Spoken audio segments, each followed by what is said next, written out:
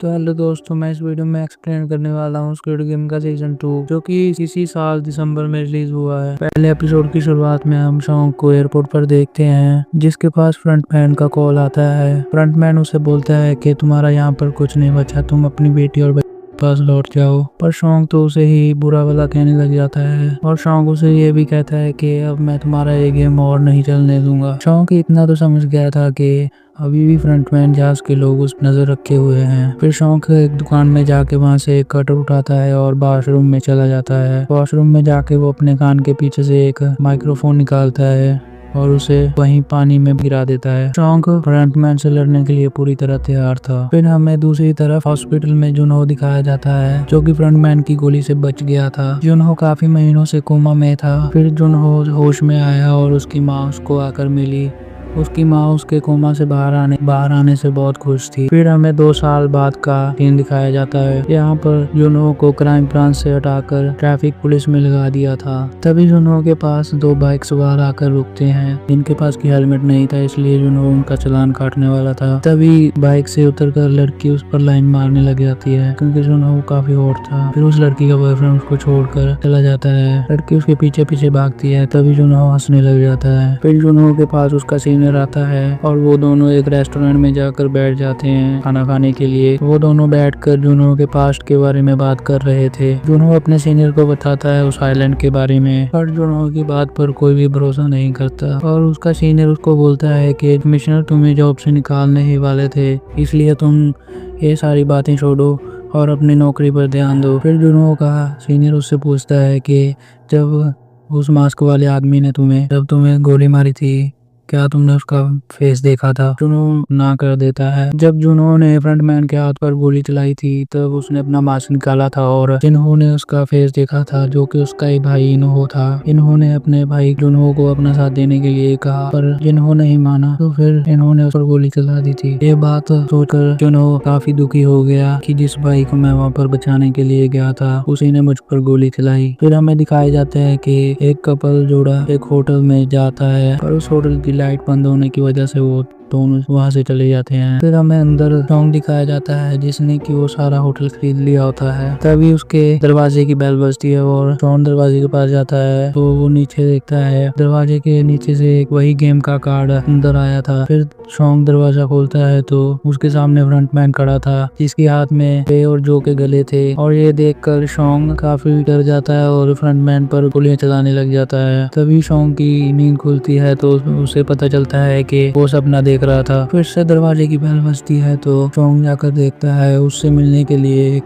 चोम नाम का गुंडा आया था। फिर वो दोनों अंदर जाकर बैठते हैं तो चोंग से बोलता है कि मैंने पिछले 2 साल से मैंने अपने सारे आदमियों को सब्वे के हर एक प्लेटफॉर्म पर लगा रखा है पर हमें अब तक वहाँ पर कोई भी सेल्समैन डाकची खेलते हुए नहीं मिला। फिर शॉन्ग उस गुंडे को बोलता है कि मुझे वो गेम खेले पूरे 2 साल हो गए हैं, अब तक तो वो अपने अगले गेम के लिए और लोगों को ढूंढने लग गए होंगे। तुम्हें भी अपने आदमियों की गिनती बढ़ानी होगी और हर सब्वे के स्टेशन पर 2-2 आदमी भेजने होंगे। फिर चोंग सॉन को कहता है कि इसके लिए तो बहुत सारे पैसे लगेंगे। फिर चोंग उसको 10 मिलियन वॉन देता है और कहता है कि जितने भी पैसे लग जाएं पर तुम उस आदमी को जल्दी से जल्दी ढूंढो। अगर हम इस आदमी को अभी नहीं ढूंढ पाए तो एक और साल खराब करना पड़ेगा। फिर चोंग मान गया और फिर वो बाहर आकर अपने आदमी को कहता है कि जितने और आदमी हो सके उतने लगाओ। फिर उसका डेविड नाम का एक आदमी कहता है कि इसमें बहुत ज्यादा खर्च आएगा। फिर चोंग कहता है कि हमें सोन ने बहुत सारे पैसे दिए हैं और फिर वो कहता है कि अगर हमने उस सेल्समैन को ढूंढ लिया तो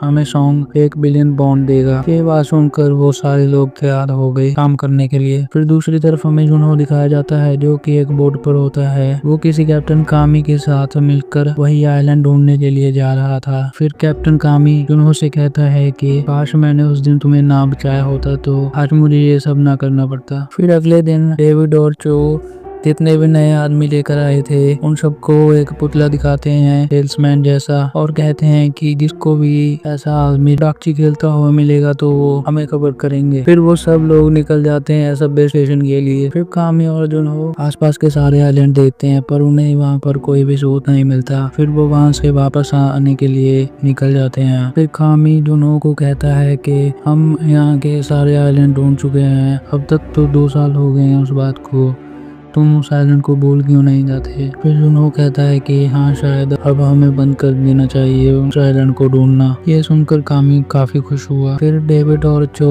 और उनके सारे आदमी काफी दिनों तक उस सेल्समैन को सारे सबवे स्टेशनों पर ढूंढते हैं पर उन्हें कोई सबूत नहीं मिलता। ऐसे ही दिन बीतते जा रहे थे। फिर हमें डेविड और चो दिखाए जाते हैं जो कि एक सबवे स्टेशन पर बैठकर एक दूसरे से बात कर रहे थे। फिर उनको दूसरी तरफ से डाकची के कार्ड की आवाज आती है। तभी वो देखते हैं कि सामने उसी तरह का एक सेल्समैन डाकची खेल रहा था किसी आदमी के साथ और वो उस आदमी को कार्ड देकर चला जाता है। फिर चो और डेविड उस सेल्समैन का पीछा करने लग जाते हैं। सेल्समैन एक पार्क में जाकर वहाँ पर बैठे हुए भिखारियों को 2 चीजें ऑफर करता है जिसमें कि एक ब्रेड था और एक लॉटरी की टिकट थी। उनको इन दोनों में से एक चीज चूज करनी थी। वो भिखारी ने लॉटरी का टिकट चूज किया तो फिर भिखारी ने उस टिकट को स्क्रैच करके देखा तो वो वहाँ पर हार गया। फिर वो सेल्समैन वहाँ से दूसरे भिखारी के पास चला गया। उसने वहाँ पर जाके भी ऐसे ही ब्रेड और लॉटरी का टिकट ऑफर किया। दूसरे भिखारी ने भी लॉटरी का टिकट ही चूज किया और वो भिखारी भी वहाँ पर गेम हार गया।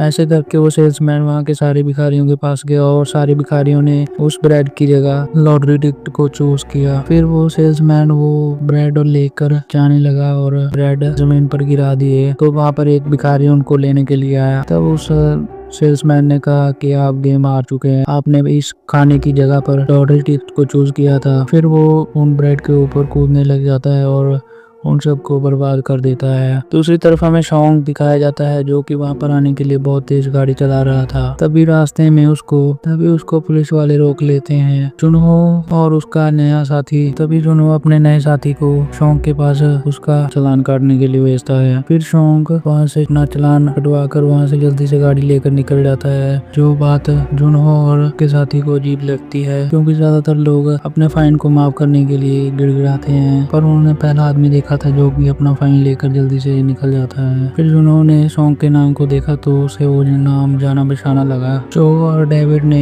सेल्समैन को अकेले ही पकड़ने का डिसाइड किया और वो उसके पीछे भागने लगे। तभी सेल्समैन ने उन दोनों को पीट कर बेहोश कर दिया और अपने साथ लेकर चला गया। जुनहो ने पुलिस स्टेशन में जाके शॉन्ग के बारे में इंफॉर्मेशन निकाली तो उसे उसकी तस्वीर देखकर पता चला कि वो एक बार शॉन्ग से मिल चुका है जो कि उससे अपने भाई के बारे में पूछने के लिए उसके घर तक गया था। फिर जुनहो शॉन्ग के घर का पता लेकर वहां से निकल जाता है। दूसरी तरफ शॉन चोंग और डेविड की लोकेशन पर पहुंचा तो उसे वहां पर खून के धब्बे और शॉन्ग का एक चाकू मिला। ये देखकर शॉन्ग काफी गुस्सा हो गया और आसपास में सेल्समैन को ढूंढने लगा। सेल्समैन उसे एक बिल्डिंग से देख रहा था। सेल्समैन ने चोंग और डेविड को बांध कर रखा था और फिर सेल्समैन उन दोनों को कहता है कि तुम दोनों अब रॉक पेपर सीजर नाम के एक गेम खेलोगे और जो इसमें हारा मैं उसे गोली मार दूंगा। जिसमें कि उन्हें काफी सारे मौके मिलने वाले थे। गन में एक बुलेट होगी और 5 खाने खाली होंगे। काफी समय तक वो दोनों उसकी गोली से बच जा रहे थे तो फिर सेल्समैन ने उस बंदूक में 5 गोलियां भरी और एक खाना खाली छोड़ा। उनके पास सिर्फ एक ही मौका था। फिर थोड़ी देर तक उन दोनों की गेम चली। डेविड इस गेम को हारने वाला था पर चोंग ने हाथ ही नहीं हिलाई तो वो उस गेम को हार गया। एक तरह से चोंग ने डेविड के लिए अपनी लाइफ का सेक्रीफाइस किया था। फिर हमें शॉन्ग दिखाया जाता है जो कि अपने होटल पहुंचने वाला था और वो वहाँ पर जाकर देखता है कि उसके होटल की लाइट जल रही थी जो कि वो कभी नहीं जला कर रखता। फिर शॉन्ग अंदर जाता है और उसे वहाँ पर सेल्समैन मिलता है। सेल्समैन शॉन्ग को कहता है कि तुम्हें अपनी बेटी के पास चले जाना चाहिए था। शॉन्ग सेल्समैन को कहता है कि मैंने तुम्हें उस दिन स्टेशन पर देखा था, मैं इसलिए रुक गया कि मैं तुम्हें शुक्रिया कहना चाहता था क्योंकि तुमने ही मुझे उस गेम के बारे में बताया था, इसीलिए मैं रुका और मैं अब तुम्हारी गेम बंद करवा दूंगा। फिर सेल्समैन कहता है कि मुझे शुक्रिया मत कहो, मैं तो एक मामूली सा सेल्समैन हूँ। तब शॉन कहता है कि तुम्हारा बॉस हमें गेम खिलवाता है, तुम उसके पालतू कुत्ते हो, तो अब तुम बताओ तुम्हारा बॉस कहाँ पर है। मैं उसे बताना चाहता हूँ कि तुम ऐसे दुखी लोगों को पकड़ के ऐसे नहीं मार सकते। तब सेल्समैन शॉन को बताता है कि मैं यहाँ तक कैसे पहुँचा। तुम जैसे लोग वहाँ पर मरते थे तो मैं उन्हें जला देता था और मैं जानता था कि तुम जैसे लोग बस दुनिया का कचरा हो और कुछ नहीं, और ये काम करने में मुझे बहुत खुशी होती थी। पर एक दिन मेरे सामने मेरा ही बाप आ गया, तब मुझे उसे मारने के लिए कहा गया और मैंने उसे खुशी खुशी मार दिया। तब मुझे मालूम चला कि मैं इसी काम के लिए बना हूँ। तब शॉन कहता है कि तुम लोगों को गेम खिलाकर मारो या ऐसे ही मारो, ये बात गलत है और तुम उस आदमी के पालतू कुत्ते हो जो कि ये सब गेम खिलाता है। फिर सेल्समैन कहता है कि तुम मामूली सी गेम जीत कर खुद को बहुत बड़े हीरो समझ रहे हो। फिर शॉन कहता है कि मैंने उस गेम में जो कुछ भी देखा और सहा है वो तुम नहीं समझ सकते। फिर सेल्समैन कहता है कि तुम एक गेम मेरे साथ खेलो, अगर तुम जीते तो मैं तुम्हें अपने बॉस का पता दे दूंगा। मेरी गन में एक गोली है और हम बारी बारी से इस गन को अपने अपने ऊपर चलाएंगे और देखते हैं कि कौन बचता है। एक एक करके उन दोनों ने 4 गोलियां अपने अपने ऊपर चला ली थी। अब सिर्फ उनके पास एक ही मौका बचा था। तब सेल्समैन शॉन को कहता है कि अब तुम्हारे दिमाग में यही चल रहा होगा कि इस साले के ऊपर ही दोनों गोली चला देता हूँ, को बचा लूंगा, पर फिर तुम्हें मेरे बॉस का पता बिल्कुल नहीं मिलेगा। फिर शॉन उस गन को अपने ऊपर पॉइंट करके चला लेता है पर वो बच जाता है। फिर शॉन गन सेल्समैन को देता है और वो उसको बोलता है कि अब तुम्हारी फट रही होगी, तुम सोच रहे होगे कि एक ही गोली बची है तो इसके ऊपर चला देता हूँ और साले को यही मार देता हूँ, पर सेल्समैन ऐसा नहीं करता है। वो खुद के ऊपर पॉइंट करके उस गन को चला देता है और मर जाता है और यहीं पर पहला एपिसोड खत्म हो जाता है। अगर आपको ये वीडियो अच्छी लगी हो तो लाइक कर लेना और नेक्स्ट एपिसोड के लिए सब्सक्राइब का बटन दबा लेना, जो कि मैं जल्दी ये डालने वाला हूँ।